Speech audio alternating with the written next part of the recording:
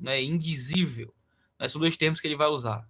O que é religioso é impronunciável e indizível. No seu próprio vocabulário, ele trata, então, por luminoso, esse é o termo que você tem que lembrar, luminoso, essa experiência ou esse estado psicológico não racional de religião, que ele relaciona a percepção da divindade. Ele vai falar do divinatis sensus, não é relacionado ao João Calvino. Como a experiência religiosa não é propriamente racional, sendo inexplicável em conceitos somente poderá ser compreendida através da reação de sentimentos desencadeados na psique. Então, lembre esse nome, o luminoso. O luminoso é a experiência religiosa pré- ou supra-intelectiva. O luminoso é a experiência de religião que nem sempre é apreensível pela razão. É um estado da psique, é um sentimento, é uma experiência, é um momento de religião. Que para o Rudolf Otto é a experiência real do sagrado. Não é? Ele vai dizer que isso é natural a todo ser humano, e de que isso é comum dentro da experiência comum. Ele vai falar de 3 características da religião, não é?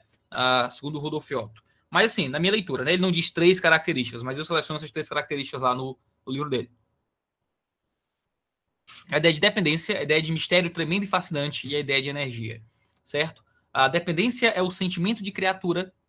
Você tem um sentimento de criatura diante daquilo que é religioso. Você olha para as coisas e você, de alguma forma, você não consegue permanecer inteiro diante daquilo. Você depende, você é criatura, você é menor, você está diante de algo muito maior do que você. Esse sentimento de criatura gera o mistério tremendo e fascinante, é o modo como os autores vão dizer que Otto define religião. Existe um mistério naquilo que é religioso, algo que não pode ser acessado, que é muito profundo, é muito além, não é, do indivíduo.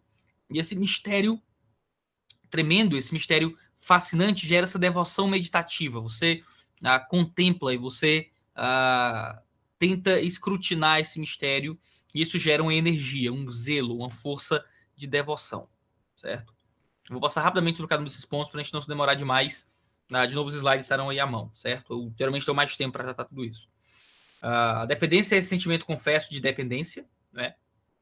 Além dos sentimentos naturais de dependência, né? Um sentimento de criatura. Ele vai citar Gênesis 18 como exemplo, acho que quando Abraão encontra Deus, né? Eu acho que é esse o relato, não estou lembrando exatamente. Aliás, quando Abraão fala com Deus sobre o destino dos sodomitas, né? Tomei a liberdade de falar contigo, eu que sou poeira e cinza. O sentimento é esse, é de criatura. Eu sou poeira e cinza diante de ti. O impulso religioso é esse impulso de dependência completa. Tem um mistério tremendo e fascinante, né? Um sentimento que consiste em uma profunda sensação de devoção meditativa, né? Que causa inebriamento, né? Digamos assim, uma devoção que te deixa diante daquilo que é arrepiante, né? Daquilo que está acima de definições conceituais, diante daquilo que é até um tanto fantasmagórico. E ele cita como exemplo Êxodo 23, 27, que é quando Jeová manda um assombro sobre o povo, né? Mandarei à tua frente um terror de Deus, transtornando todos os povos onde entrarem. Né? Ele fala aqui que existe um elemento de arrepio místico desencadeado como efeito daquilo que é religioso. Né? Deixa eu passar aqui um pouco. A ideia é que ele vai falar que existe um tipo de majestade nisso, né? Há uma majestas que se manifesta nesse mistério. Você está diante da majestade das coisas e há uma energia. O impulso religioso possui uma energia. Isso ela se expressa na vivacidade, na paixão, na natureza emotiva, na vontade, na força, na comoção, na excitação, na estividade, na gana, tratando-se daquilo que, ao ser experimentado, aciona a psique da pessoa para despertar zelo, de forma que essa assombrosa tensão vira dinamismo, né? Vira uma prática ascética, um empenho contra o mundo da carne, né? Num esforço para manifestar esse impulso. Ou seja, resumindo, religião para Rudolf Otto, né? Religião ele é um impulso pré-teórico interior de dependência, devoção e zelo. Veja, nos termos do Rudolf Otto, religião pode falar de muitas coisas. Religião, então, dentro da perspectiva do Rudolf Otto, não é algo restrito ao que é cultico. Quando alguém chega e diz, mas religião é da esfera privada. A religião é uma coisa que você não pode trazer sua religião para a academia, você não pode trazer sua religião para a clínica, você não pode trazer sua religião para o seu esforço acadêmico, você não pode trazer religião para seu esforço científico. O que é que a gente entende? Não, mas segundo Rudolf Otto, a religião é um impulso pré-teórico interior de dependência, devoção e zelo. Se é interior, se é pré-teórico, não pode sequer ser evitado racionalmente. E veja, não só não pode ser evitado racionalmente, mas todo mundo tem diante de si algo em que se projeta dependência, devoção e zelo, seja a própria ideia de ciência, seja a Deus a razão, seja a racionalidade, seja ao hedonismo, seja o que quer que seja. Diante de todo homem, a gente tem um impulso pré-teórico de religião inescapável, que nos gera dependência, devoção e zelo, onde quer que seja. Não é? O que quer que traga essas três características é religião. Não só aquilo que a gente adora no domingo, mas tudo aquilo que a gente faz ao longo da nossa vida. Agora, a gente também tem a contribuição da ideia de religião na filosofia da ideia cosmonômica do neocalvinista holandês Herman Doiver, né, que é um segundo teórico cuja definição de religião vai bem além da formalidade litúrgica. Ele tem um livro muito famoso, né, que é o New Critic of Theoretical Truth, né, Truth, como é que pronuncia direito? É Truth, que é a nova crítica do pensamento teorético, né, onde ele, inclusive, critica a definição do Rudolf Otto, mas também contribui. Eu sei que falar de Doiver, às vezes, deixa o povo meio assustado, né? Eu sempre boto o ratinho, meus alunos aqui, ó.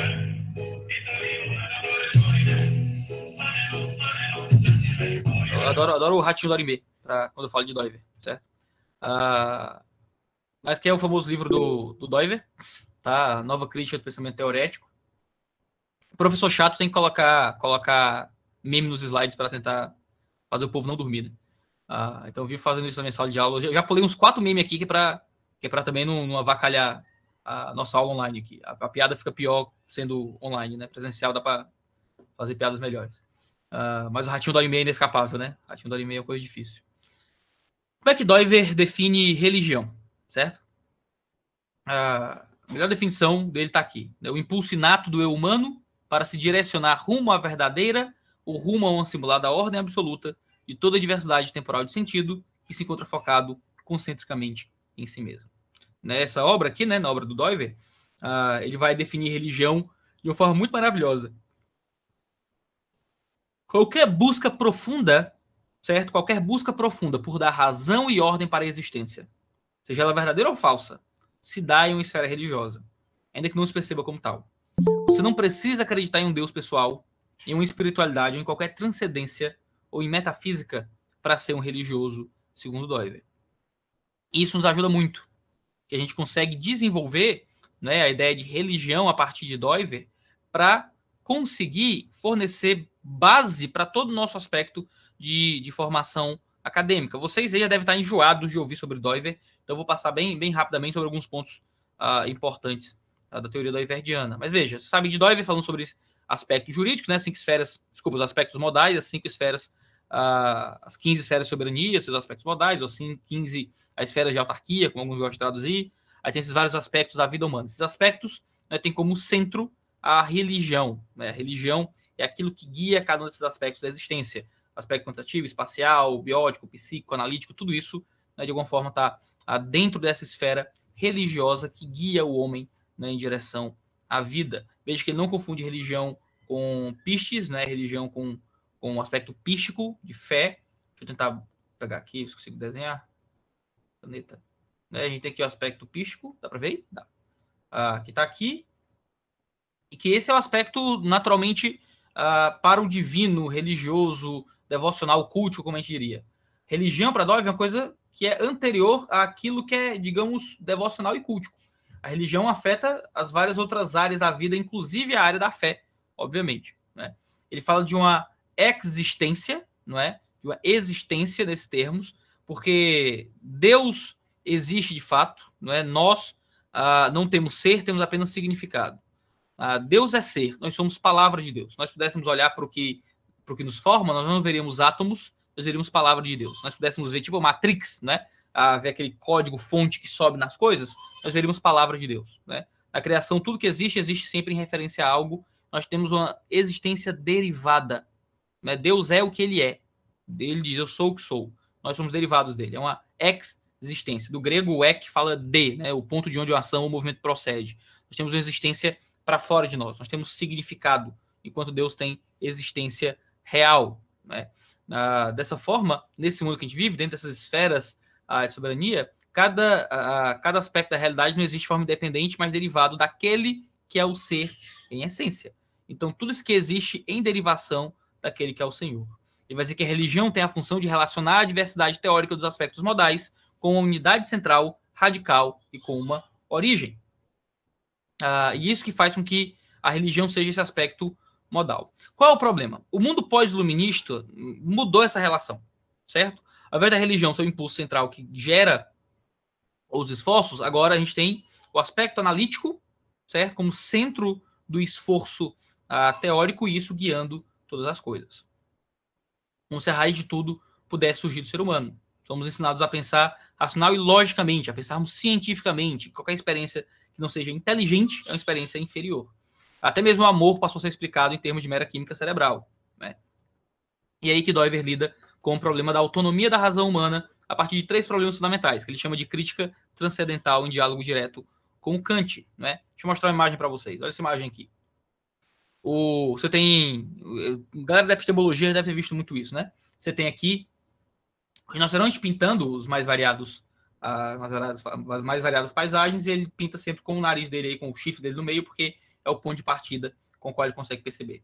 Diga, quando você coloca a razão como o centro completo de base do raciocínio do ser humano, você está limitado à esfera temporal de sentido. Você ainda está dentro do tempo cósmico, como diz o Doiver. Você não consegue transcender. Aqui o rinoceronte não consegue transcender a própria visão das coisas, porque ele tem algo na frente dele.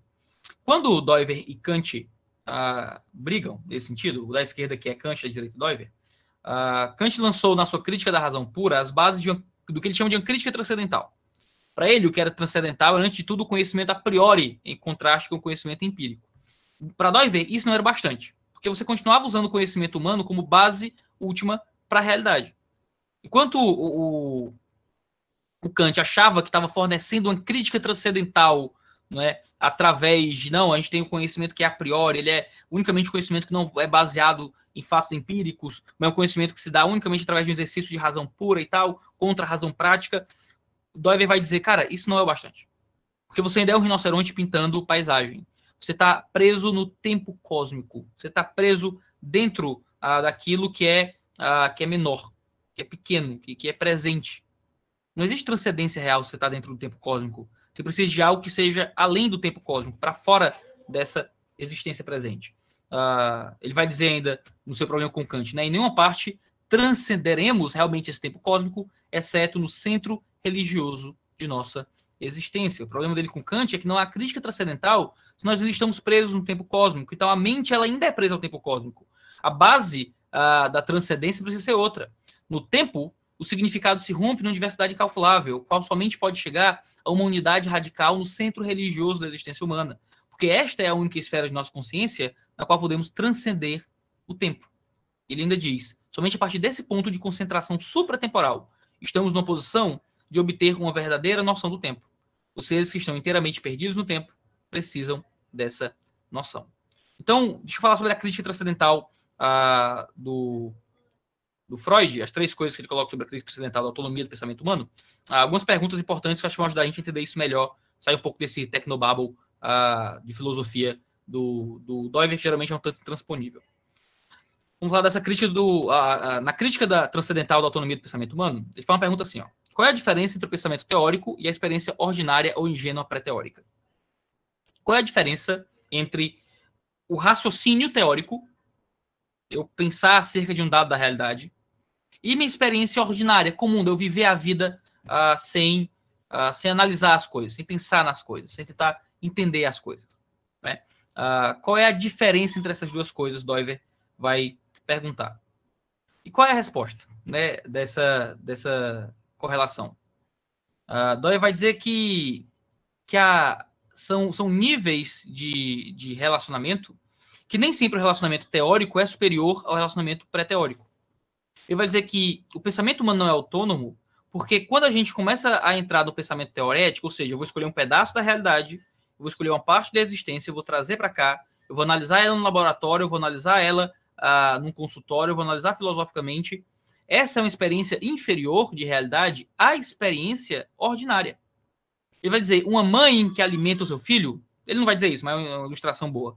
Uma mãe que alimenta o seu filho tem uma experiência de realidade superior à experiência daquele que estuda qual é o melhor alimento para alimentar a criança, ou que estuda os processos alimentares, ou do sociólogo que estuda as relações familiares. O pensamento teórico concede uma experiência ingênua, ordinária, pré-teórica, inferior à experiência real. Um exemplo bom vem do Pequeno Príncipe. Lembra do Pequeno Príncipe? Tem o geógrafo e o explorador. Enquanto o geógrafo fala das mais variadas experiências, ele nunca vai e vive as experiências. Enquanto o explorador está lá vivendo a experiência real, e o geógrafo diz que a experiência dele é muito maior, ele escreve sobre estrelas que não viu, sobre coisas que não percebeu, simplesmente coletando dados que não são dele. Então ele vai dizer, a experiência teórica não é uma experiência superior à experiência pré-teórica. Então, por que o pensamento filosófico é superior ao pensamento... por que o pensamento racional é que dá base para todas as experiências dos seres humanos? Uma segunda ilustração que ele vai dizer, a segunda coisa que ele vai colocar é qual seria o ponto de apoio arquimediano do esforço teórico? Não é? Esse é o segundo ponto que o Doiver questiona acerca da autonomia do pensamento filosófico. Quando a gente começa a relacionar as esferas da realidade com a esfera lógica, a fim de compor um pensamento teórico, né?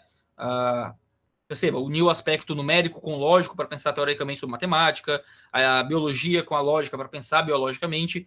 A gente precisa de um ponto de apoio fora dessas relações, já que elas não poderiam justificar a si mesmas, né? E aqui ele está dialogando com o René Descartes, né? Se qualquer ponto de apoio, que ele chama de arquimediano, fosse a própria razão, se o ponto de apoio fosse a própria razão, então teríamos na lógica um dogma absoluto capaz de abarcar todo o cosmos, o que daria a razão um caráter de fé. E daí surgem os reducionismos teóricos, que reduzem toda a realidade à forma dos seus pensamentos teóricos, que ele vai chamar de idolatria.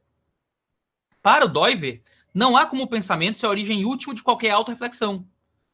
Como é que o pensamento vai ser a base do próprio pensamento? Como é que ele vai questionar a si mesmo a partir da própria atitude teórica do pensamento, né? É uma meta-reflexão do raciocínio que só pode encontrar sua origem no ego supra-teórico, né?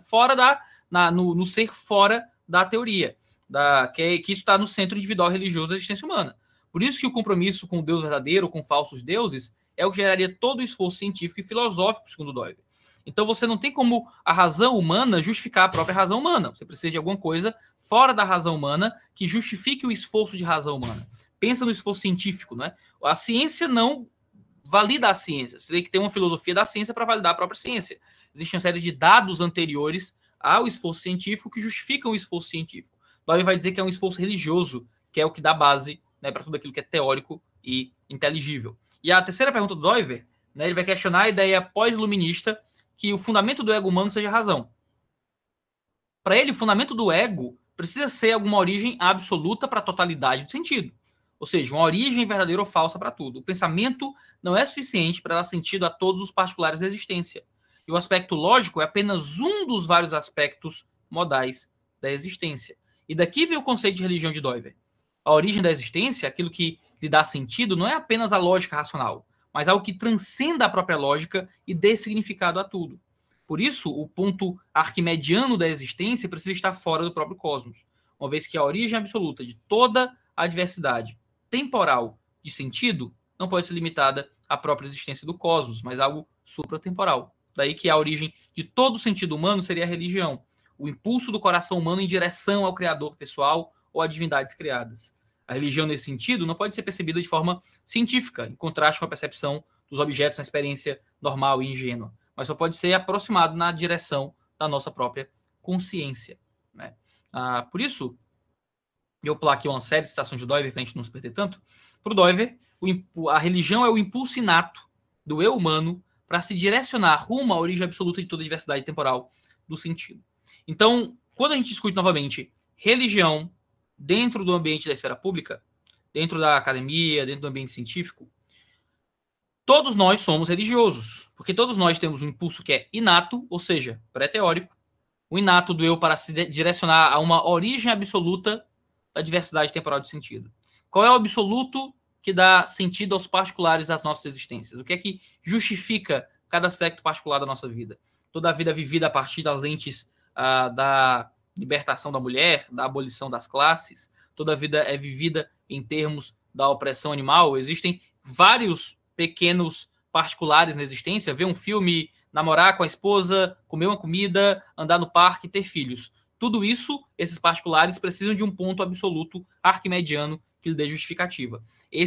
Essa origem absoluta de diversidade temporal de sentido é a religião do ser humano. Então, os seres humanos possuem religiões nas mais variadas áreas, não só na área pística, não só no aspecto litúrgico, mas possuem religião na vida comum, certo? Também dentro do ambiente científico. Todos nós somos religiosos. Quando alguém disser, tire sua religião da ciência, você desafia ele de volta para fazer a mesma coisa. Então, tira a tua, né? E boa sorte. Né? Do modo como você define religião, é impossível que o homem retire suas religiões, sua origem absoluta da diversidade temporal de sentido, porque até o processo científico vai estar debaixo dessa diversidade temporal de sentido. Agora, um terceiro autor importante para a gente discutir sobre isso é Viktor Frankl. E que a gente começa a falar sobre a logoterapia do neuropsiquiatra austríaco Viktor Frankl. Viktor Frankl escreveu esse livro, né, A Presença Ignorada de Deus, onde ele apresenta a sua antropologia filosófica como um neuropsiquiatra austríaco, e ele é pioneiro na ideia do inconsciente espiritual, em contraste com as perspectivas freudianas de que o inconsciente se compõe unicamente de elementos instintivos. Ele desenvolveu a ideia da logoterapia, uma psicoterapia a partir do espiritual. Ele começa a estabelecer o homem não como homo econômicos, mas como homo religiosos, né? Não tem como homem fugir da religião, porque ele vai dizer que existe um impulso de espiritualidade que é imanente a todo ser humano. A religiosidade latente também das pessoas manifestamente irreligiosas, ele vai dizer. Pessoas manifestamente irreligiosas também possuem uma espiritualidade, uma religiosidade latente. Daí ele vai desenvolver o conceito de inconsciente espiritual, né? Onde existe o instinto e o espiritual dentro do inconsciente do instinto do ser humano. Ele vai dizer que, na realidade, porém, não só o instintivo é inconsciente, mas o espiritual também.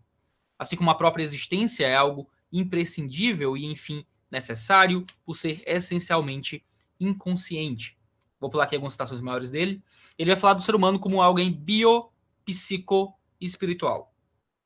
Biopsico-espiritual. O ser humano tem um aspecto biológico, um aspecto psíquico e um aspecto espiritual, né?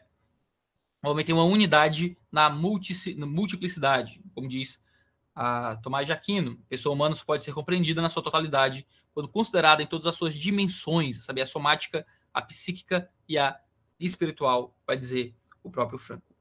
Nessa obra, A Presença Não Ignorada de Deus, na obra de Viktor Frankl, do Tiago Aquino, publicado pela Paulus, ele diz que a pessoa humana só pode ser compreendida em sua totalidade quando considerada em todas as suas dimensões, como eu falei, né? A somática, a psíquica e a espiritual. Ele ainda diz que, tendo em vista que a motivação primária do ser humano seria a vontade de sentido, entende-se que um relacionamento com um Deus pessoal constituiria uma via para a compreensão de sentido para o homem religioso. Né? E aqui a gente tem o que seria o ser humano, né? Ele tem esse núcleo espiritual e ele tem essa área psíquica e física que ainda se manifesta dentro dele. Aqui a gente tem o núcleo formativo da humanidade. Quem é que o homem é? Ele não é o seu corpo, ele não é a sua psique, ele é a sua espiritualidade. Né? A pessoa tem um psicofísico, enquanto ela é espiritual, sua característica mais específica. Né? Para o Frankl, eu sou o meu âmbito espiritual, enquanto eu tenho o meu âmbito psicofísico. Então o homem não está limitado ao que ele é na psique, não está limitado ao que ele é no corpo, ele estaria mais definido e mais delineado pelo que ele é na sua espiritualidade. Né? Há um núcleo espiritual que dá base para o seu núcleo psíquico, que é contido no seu núcleo físico. E aqui ele vai dialogar com a ideia de um Freud mais antigo, de consciente, pré-consciente e inconsciente. Ele vai pegar essas duas ideias e vai mesclar, criando esse cone aqui, em que você tem um psíquico, um físico e um espiritual, passando pelo consciente, pré-consciente e inconsciente. Então eu tenho um espiritual consciente, um espiritual pré-consciente e um espiritual inconsciente. Eu tenho um psíquico consciente, um psíquico pré-consciente, um psíquico inconsciente. Eu teria um físico consciente, um físico pré-consciente e um físico, né, inconsciente. Né? Estaria ligado aos aspectos filogenéticos aí, do ser humano. Nisso ele vai fazer uma crítica muito forte à psicologia profunda, né? E vai tentar integrar essas relações. Enquanto na psicologia profunda há um id inconsciente, esse id fala de libido, de pulsão, de instintos e de desejos, o eu inconsciente do Frankl é espiritual, é a pessoa propriamente dita. Ele vai dizer que podemos dizer que a pessoa profunda, a saber, a pessoa profunda espiritual, aquela e somente aquela que merece ser chamada assim, na verdade, no verdadeiro sentido da palavra, é irreflexível por não ser passível de reflexão. E nesse sentido, pode ser chamada também de inconsciente. Dessa forma, enquanto a pessoa espiritual pode, basicamente, ser tanto consciente quanto inconsciente, podemos dizer que a pessoa profunda espiritual é obrigatoriamente consciente. Não apenas facultativamente. Em outras palavras, na sua profundeza, no fundo, o espiritual é necessário por ser essencialmente inconsciente. Veja só, o espiritual é necessário por ser essencialmente consciente. O que ele está dizendo? O mesmo que o Rudolf Otto com a ideia de luminoso, o mesmo que o Viktor Frankl, ou que o Hermann Doiver, ao falar de que há um impulso, né, pré-teórico do ser humano. É inescapável o impulso espiritual, o impulso de espiritualidade, o impulso de religião, uma vez que é um impulso, não é, pré-consciente e, por isso, inescapável. O homem não pode fugir daquilo que é inato e profundo no coração. Então, você tem isso aqui foi o que criei aqui, ele não fala exatamente isso no livro, mas eu, com base no que ele coloca, não é? Há um inconsciente espiritual que forma a consciência, e a partir daí vem a estética, vem a moral, vem o amor, vem os sentimentos intencionais, vem a ética e vem a erótica, segundo o Frankl. Aqui a gente tem, segundo ele, um limiar de consciência. No inconsciente, para a psicologia profunda, você tem o id, quando vai para a consciência, aquilo que está no inconsciente, você gera neurose ou a psicose, quer seja patogênico ou somatogênico. A ideia do eu espiritual, você gera consciência, amor e arte, quando o eu espiritual sai, né, e vai para aquilo que é mais, digamos, consciente. Né? Ele vai falar de uma religião recalcada, a ideia do recalque, né? Freud encontrou instintos sexuais do id na interpretação dos sonhos, e ele vai falar sobre tudo aquilo que é recalcado, que é jogado no inconsciente, porque a gente não quer ter contato com aquilo. O Frankl vai falar de uma religião que é recalcada, do homem reprimir espiritualidade, porque reprime espiritualidade, ele acaba se tornando alguém neurótico por causa disso, né? Ele fala de uma espiritualidade inconsciente, e dentro da espiritualidade consciente, a religiosidade reprimida. Ele vai falar de uma transcendência da consciência, né, que atrás da consciência está o tu de Deus. Ele vai dizer que ele vai ser muito doiverdiano, não sei se ele tem a noção disso, de que existe um impulso muito, muito transcendente na consciência humana, de que a consciência humana está sempre transcendente ao ser humano, e que a consciência não parece ser algo meramente serva da biologia do ser humano, mas que a consciência é algo que parece transcender de alguma forma o ser humano, e que por isso a mente humana parece prover de uma fonte transcendente. A personalidade e a identidade estão, então, na vontade e na responsabilidade que provém daquilo que é espiritual. Né? Seria um tipo de responsabilidade inconsciente manifesto nesse caminho da religião, né? Que é um ser pré-teórico. Ao reconhecer o inconsciente espiritual, rechaçou também qualquer possível intelectualização e racionalização unilateral com respeito à essência do ser humano, ele diz. Né? Em outro livro, né, A Vontade de Sentido, ele diz: o que se ama é anterior à ação do amor. A ideia é que existe algo pré-teórico, algo que é anterior à ação, anterior ao que a gente faz, né, que descreve os nossos processos religiosos. Deixa eu caminhar aqui para o encerramento, a gente já está junto aqui já faz um tempo. O que é religião, então, para Viktor Frankl? É o núcleo inconsciente transcendente do eu individual, dotado de responsabilidade e vontade. Ou seja, é inconsciente, religião para ele, transcende o eu individual, vai além simplesmente do ego do indivíduo, e é o que concede responsabilidade e vontade.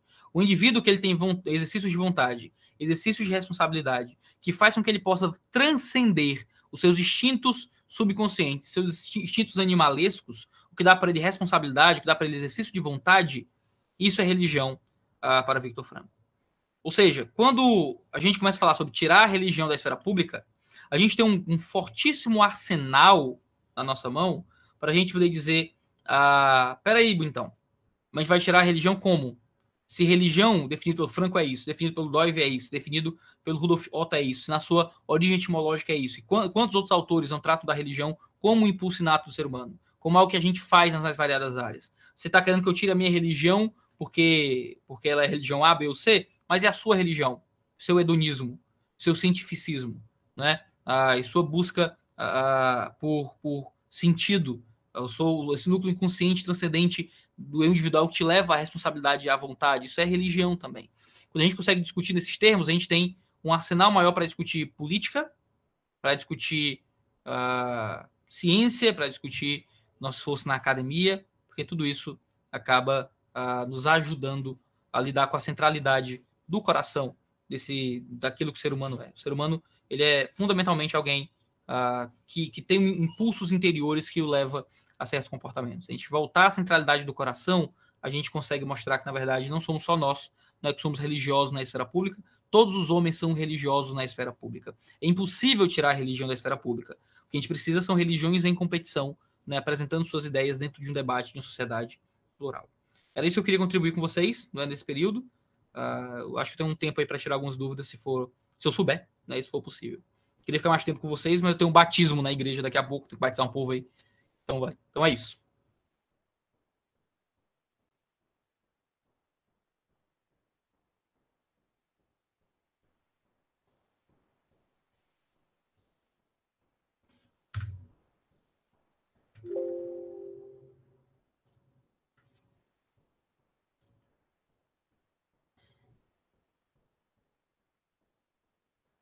Quando ninguém tem dúvida é um perigo. Ou entenderam tudo ou não entenderam nada. Então, considerando que teve Doiver, um monte de tecnobabo estranho aqui, eu acho que entendeu foi nada mesmo. Mas tá tudo bem. Depois o pessoal volta pros slides aí. Não, eu demorei pra digerir isso aqui. Nada.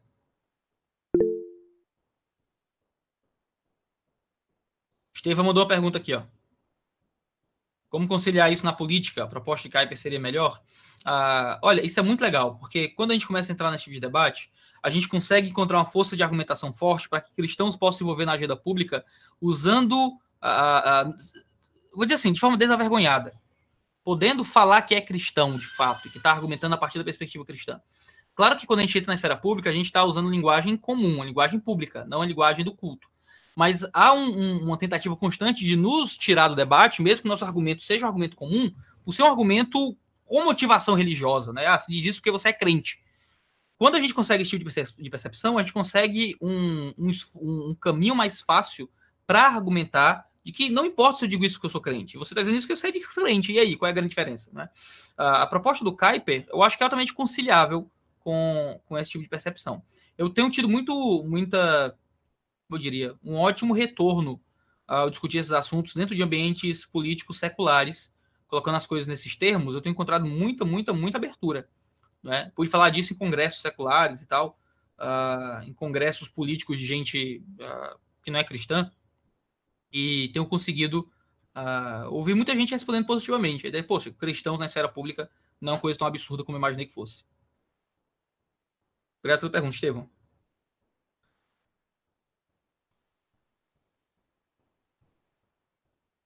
Nada. Acho só ele mesmo.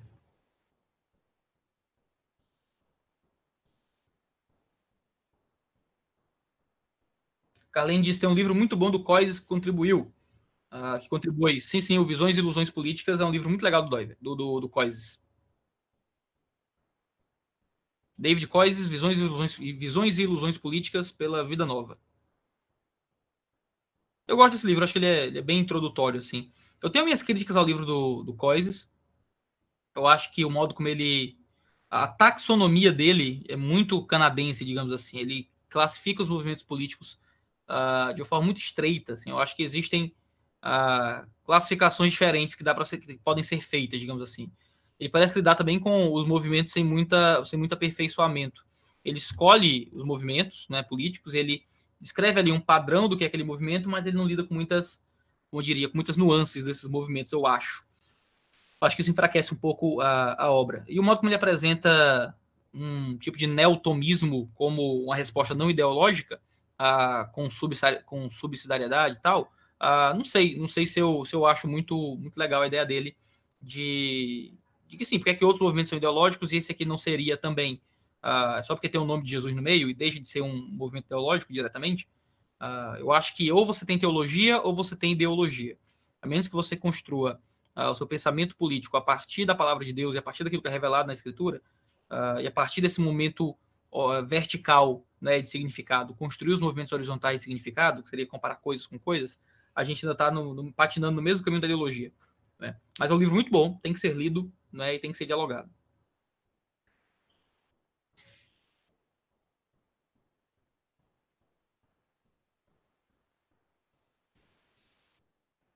Acho que é isso.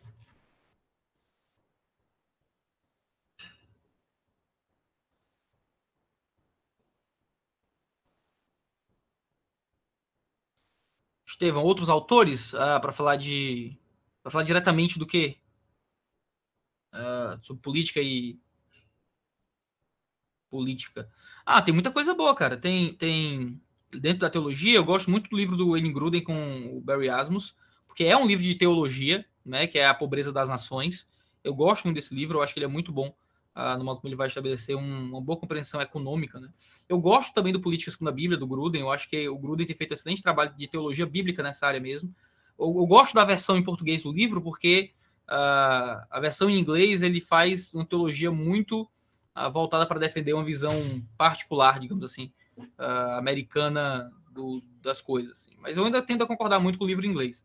O Pobreza das Nações e o Política Segundo a Bíblia são dois livros maravilhosos para iniciar esse processo aí de aprendizado. E depois tem uma miríade de materiais aí, e só sabendo para onde ir, só conhecendo você pessoalmente para saber quais indicar. Porque aí tem livro até para uma vida. Né? Dá para passar uma vida lendo material nesse sentido. Eu sempre digo os do Grudem para começar. Por onde começar a estudar Franco? Tem aquele livro principal dele, é o... Peraí. Em Busca de Sentido? Obrigado, esse mesmo, é o livro principal dele, Em Busca de Sentido. Eu acho que é o primeiro para começar, né? Você começa com Em Busca de Sentido. Eu gosto muito dele. Eu tenho aqui... Aí tem um outro azulzinho, eu não tô achando, não tô vendo agora aqui. Aí tem um outro azulzinho que tem um título parecido também, que é Uma Vida em Busca de Sentido, sei lá, uma coisa assim. Que também ajuda para conhecer mais. Mas Em Busca de Sentido é o melhor livro para começar sobre logoterapia e sobre as ideias do Franco. Tá?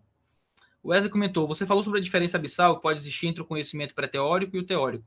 Sobre a teologia em si, qual é o lugar de importância dela, já que muitas vezes ela reduz a experiência à esfera conceitual e lógica? A teologia ela faz parte do processo teórico, né, em algum sentido. Você tem uma experiência pística, né, e quando você junta a lógica com a pistis, você tem uma experiência que vai ser racional, que é necessária também para a compreensão de Deus, o conhecimento filosófico atrelado à religião. Mas lembrando que a experiência ordinária de religião é uma experiência superior à experiência teológica, né? O conhecimento de Deus, né, e conhecer Deus, encontrar Deus, é uma experiência pré-teórica. Ele entrar no teu coração, ele tirar o coração de pedra, colocar um coração de carne, fazer uma aliança com você, o Espírito Santo entrar em você. Essa é uma experiência que vai gerar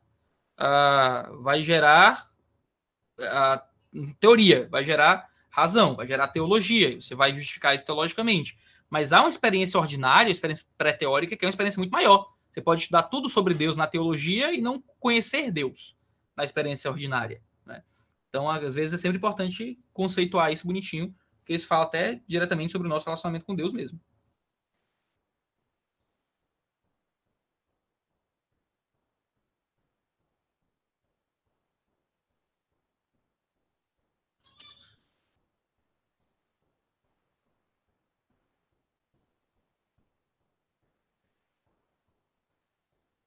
De nada? Gente, é isso. Eu tenho que me organizar para sair, que eu tenho que ir para os batismos agora. Eu vou tentar arrumar os slides aqui e mando para vocês em breve, tá? Os slides apareceram aí na tela também. Se isso vai para o YouTube, eu não sei se vai com os slides na tela. Se for, já facilita aí para todo mundo. Se não for, aí eu tento criar aqui um PDFzinho e mandar para vocês, tá? Obrigado, pessoal. Deus abençoe vocês aí. Uma boa tarde para todo mundo. Valeu.